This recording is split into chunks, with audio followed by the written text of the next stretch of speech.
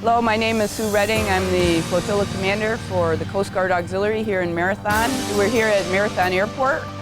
We have a patrol mission about ready to take off, and we'll be introducing you to one of our aircraft commanders and two of the observers. And today we're going to explain a little bit about our aviation program, one of the many programs that the Coast Guard Auxiliary does to help the Coast Guard out. Here in the Keys we have 4 aircraft facilities.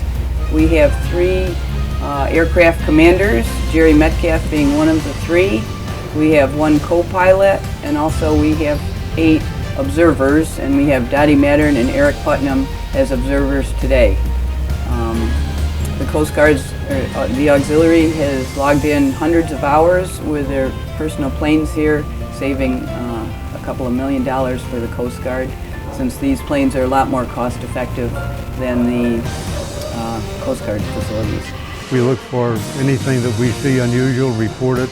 We're tasked from the air, from the ground sometimes when we're in the air.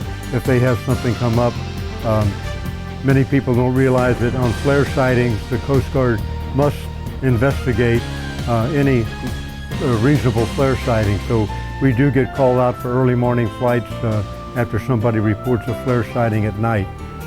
That saves the Coast Guard some money, because if we don't do it, they've got to send a helicopter or a 2-engine plane down to do it.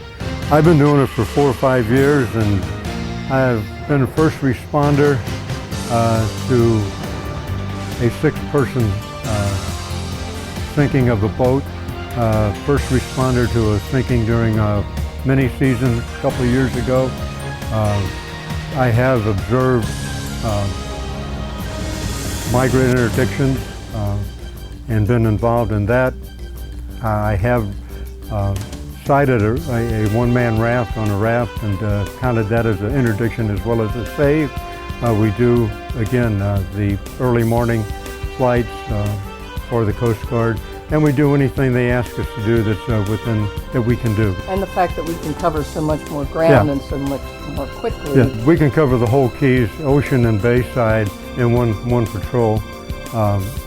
And again, we're there. Some of the people see us circling every now and then. We will hail people occasionally to find out who they are and who owns the boat and where the boat is going, if they look suspicious at all.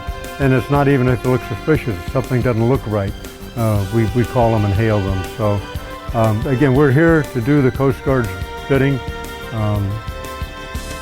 I was an Air Force pilot and I'm used to the military type of flying. I appreciate it because I can fly professionally again. It's a professional organization, and I get a lot of pleasure flying for the Coast Guard. For people that fly, we're flying under FAR 91, not 135. If anyone needs any assistance, the best policy is to call the Coast Guard on channel 16 using the term Mayday or PON if it's not a life emergency. But a Mayday call on 16 will get the best attention from the people who can help you the fastest. And everybody out there, stay safe. Out there. So now you've just seen one of our aircraft facilities for the Coast Guard Auxiliary taking off, going out on a 4-hour mission. And if anyone out there is interested in getting involved in something like this, the Coast Guard Auxiliary is always welcome to have more participants.